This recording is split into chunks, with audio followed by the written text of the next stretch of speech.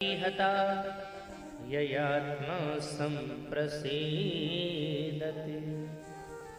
धर्म का लक्ष्य अर्थ नहीं होना चाहिए। धर्मस्य ह्यपवर्गस्य नार्थो अर्थायोपकल्पते। धर्म का लक्ष्य अपवर्ग होना चाहिए। धर्म जब हम कर रहे हैं तो हमें क्या मिले? अपवर्ग। अमाने नहीं, पवर्ग माने प फ ब भ म। ये पांच क्या है?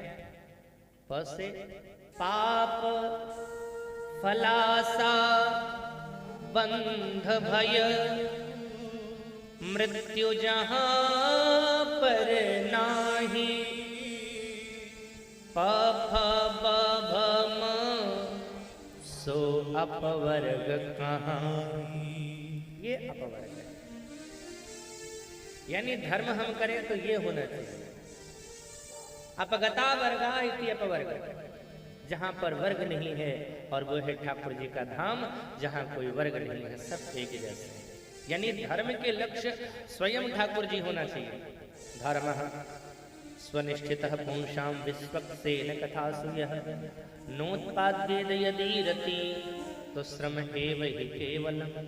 एक बात का और ध्यान रखना, हमने धर्म किया, अनुष्ठान किया, यज्ञ किया, व्रत किया, भागवत की कथा को बहुत प्रेम से सुनी, लेकिन ये सब सुनने के बाद हमारे मन में गोविंद के चरणों के प्रति अनुराग नहीं हुआ, प्रेम नहीं जगा, तो हमारा सारा कर्म व्यर्थ है। मूल भाव गोविंद के चरणों से प्रेम होना चाहिए। और अगर नहीं हो रहा है तो उसी तरह से हो रहा है जैसे किसी लड़की की शादी हुई, बाजे खूब बजे, डांस भी खूब हुआ, मेहंदी की रस्म भी हुई, लोग आए भी, खाए भी, गिफ्ट वगैरह सब दे करके चले गए, लेकिन वो लड़की लड़के के साथ गई ही नहीं, लड़की के मन में लड़के के प्रति प्रेम नहीं जगा, तो फिर वो शादी के सारे खर्च बेकार। ठीक इसी तरह से हमने सब कुछ किया, तीर्थ यात्रा करी, तपश्चर्या किया, व्रत किया, अनुष्ठान किया, कथा खूब सुनी, गोविंद के चरणों से प्रेम नहीं है तो हमारा सब बेकार है।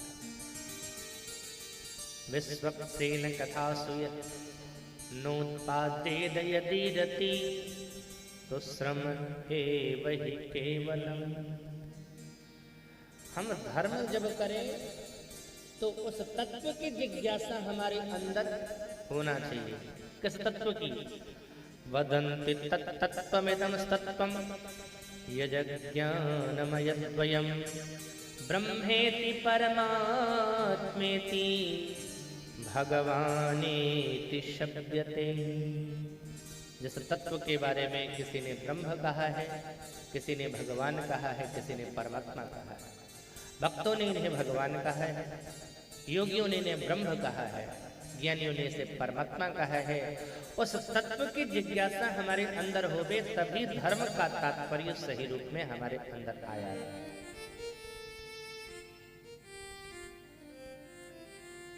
एकमात्र उनकी भक्ति करनी चाहिए। महात्मन पूजने योग्य तो मेरा कृष्ण है।